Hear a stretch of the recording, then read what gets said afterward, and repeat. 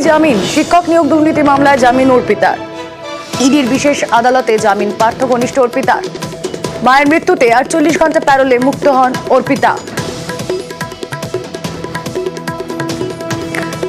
আরো একবার আপনাদেরকে জানাই, প্যারোলে থেকেই জামিন শিক্ষক নিয়োগ দুর্নীতি মামলায় জামিন অর্পিতার। ইডি বিশেষ আদালতে জামিন পার্থ ঘনিষ্ঠ অর্পিতার। কি কি শর্তে ঠিক অর্পিতা মুখোপাধ্যায়ের জামিন মঞ্জুর হলো?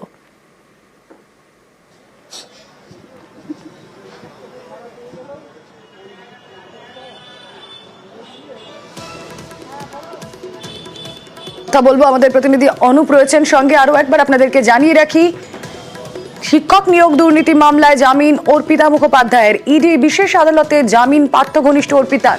মায়ের মৃত্যুতে আপনারা জানেন 48 ঘন্টা প্যারোলে মুক্ত হন অর্পিতার। এই প্যারোলের সময়সীমা বাড়াতে আর্জি জানান অর্পিতা। প্যারোলে থাকাকালীনই জামিন মঞ্জুর অর্পিতার। কথা বলবো, অনুপ প্রতিনিধি রয়েছেন আমাদের সঙ্গে। অনুপ, কোন কোন শর্তে অর্পিতার জামিন মঞ্জুর হলো?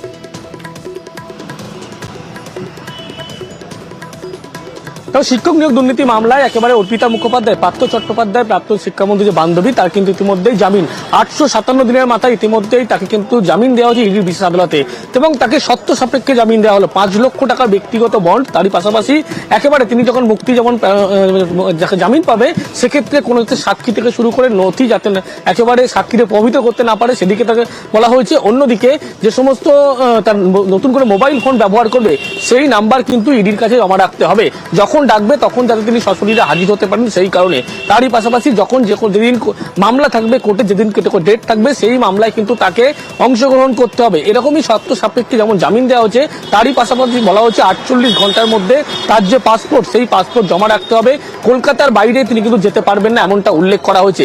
এই শর্ত সাপেক্ষে তাকে জামিন দেওয়া হচ্ছে। ইতিমধ্যেই তিনি তার মায়ের শেষকৃত্যের জন্য প্যারোলে মুক্তি পেয়েছেন। তার পরবর্তী ক্ষেত্রে আজকে যখন ইডির বিশেষ আদালত সেখানে যখন জামিনের আবেদন করা হয় তার আইনজীবীদের পক্ষ থেকে, সেখানে 5 লক্ষ টাকা ব্যক্তিগত বন্ড, সেই 5 লক্ষ টাকার ব্যক্তিগত বন্ডে অর্পিতা মুখোপাধ্যায়কে জামিন দেওয়া হয়েছে। বর্তমানে তিনি কিন্তু একেবারে তার যে বেলঘড়িয়ার বাড়ি সেই বাড়িতে রয়েছেন।